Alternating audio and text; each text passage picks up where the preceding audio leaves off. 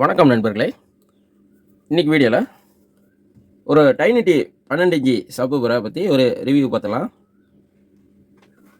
Already டைனிட்டி 12 inch subwoofer பற்றி ஒரு video போட்டிருந்தேன். அது என்னென்னா ஒயிட்டு கோன் போட்டது, இது வந்து ரெட்டு. இந்த ஊஃபரை பொறுத்தளவுக்கு இது வாட்ஸ்ன்னு பார்த்தீங்கன்னா 200 watts RMS power, 400 watts maximum power. இது 4 ohms சப்வூஃபர். இதுலேயே பார்த்தீங்கன்னா 8 ohms வருது. இப்போ நம்ம ஒயிட்டு கோன் போட்ட சப்வூஃபருக்கும் சிகப்புக்கும் என்ன டிஃப்ரெண்ட் அப்படின்னா,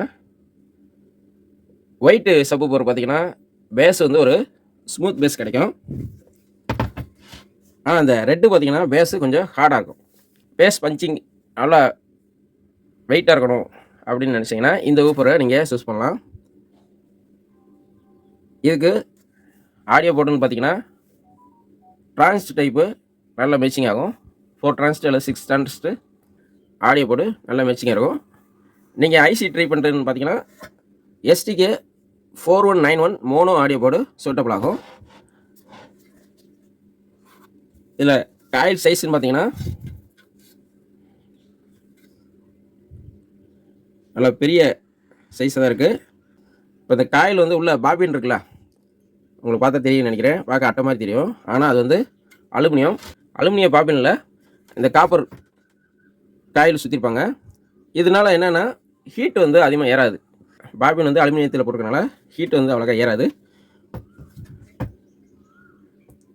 டைனிட்டியை பொறுத்தளவுக்கு இது ஒரு சைனா மேக் தான், ஆனால் ஆடியோ ரிசல்ட்டுன்னு பார்த்தீங்கன்னா அருமையாக இருக்கும். இதுக்கு சப்வூஃபர் பாக்ஸ்ன்னு பார்த்தீங்கன்னா என்ன கேட்டால் 4th ஆர்டர் தான் பெஸ்ட்டுன்னு சொல்லுவேன். 4th ஆர்டர் இதுக்கு அவ்வளோக்கா மேட்சிங் ஆகாது.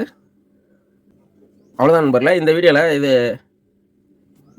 ரிவ்யூ பார்த்தோம். அடுத்த வீடியோவில் இதை ஒரு சப்வூஃபர் பாக்ஸில் நான் ஃபிட் பண்ணி உங்களுக்கு ஒரு வீடியோ போடலான்னு இருக்கேன்.